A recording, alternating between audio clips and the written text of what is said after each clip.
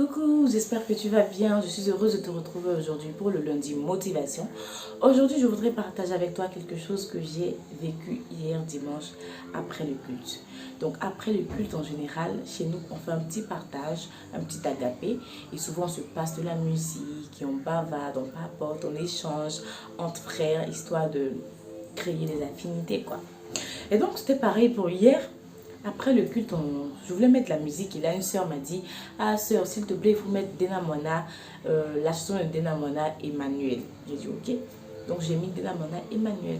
Et dès que ça a commencé, pour ceux qui ne connaissent pas la musique, je la mets juste là.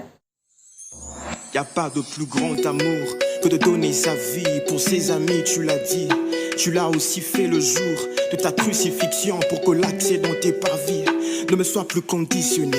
Par ta grâce, j'ai pu être positionné, étant fusionné comme le cèpe au serment. Je suis dans l'œuvre sans vouloir démissionner. Nul ne peut me séparer de l'amour de Jésus. Nul ne peut se comparer à celui qui m'a choisi. Jésus s'est emparé de moi, je suis à lui. Sa grâce a réparé ce que le mal a détruit. Quand j'étais égaré, je l'ai vu accourir afin de me secourir, pour qu'on puisse parcourir la route qu'il m'a tracée. Jésus m'a fait sourire quand j'étais oppressé. J'ai trouvé un ami à qui j'ai tout remis. Ses bontés se renouvellent comme le dit Jérémie. Chaque matin dans ma vie, il est la source infinie d'amour et de grâce, le Dieu qui m'a béni. Et dès que la musique a commencé, j'entends là-bas: oh, le gars là, il m'énerve.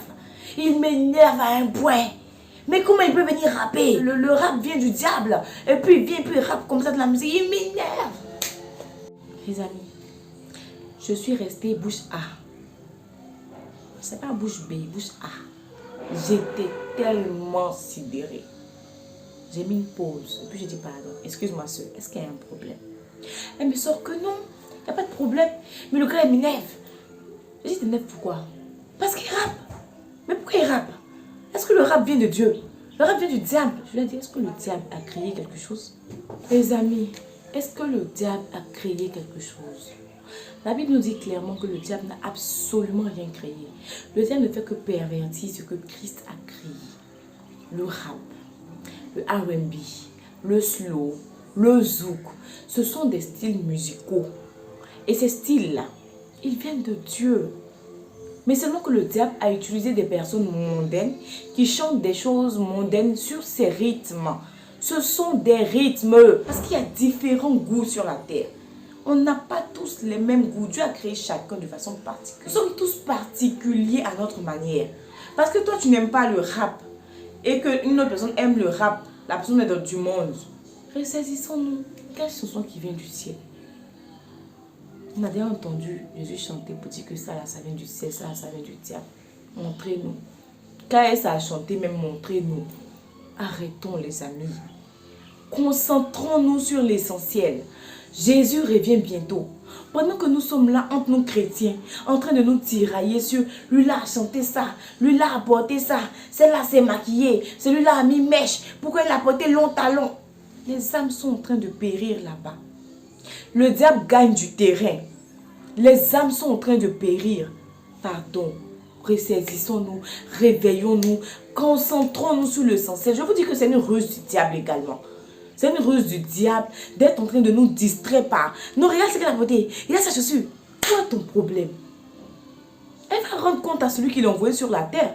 Où est ton problème? Chacun aura des comptes à rendre à son créateur.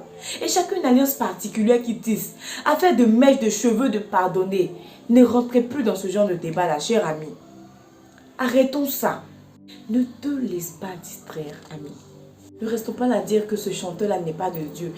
Qui telle personne n'est pas de Dieu. Tu connais son alliance avec Dieu. Tu dors avec lui. Est-ce que tu sais ce qu'il se dit avec le Seigneur?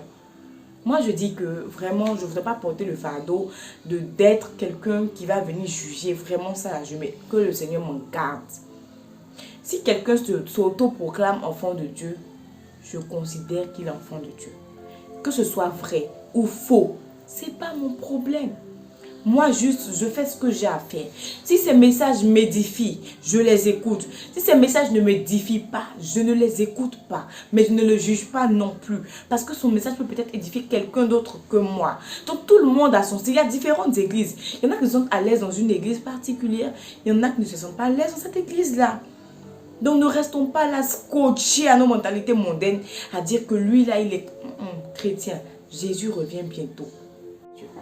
Si à lieu de prier pour quelqu'un, tu pries pour la personne. Mais allez dire que tu es dans le faux. Sur quelle base? Tu ne connais pas l'intimité que la personne a avec Jésus. C'était Queen. Juste vous faire un petit coucou et le lundi motivation.